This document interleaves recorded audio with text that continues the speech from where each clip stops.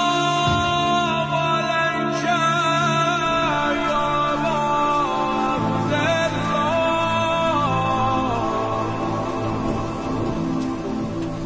ولا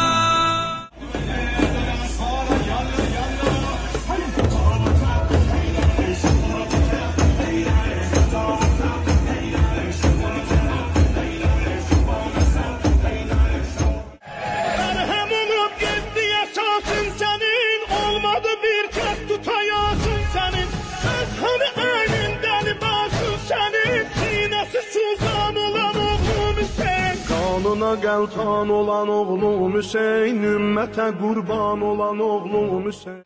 عزيز الزهرة منعوفة وحق عباس وجفوفة عزيز الزهرة منعوفة وحق عباس كتبنا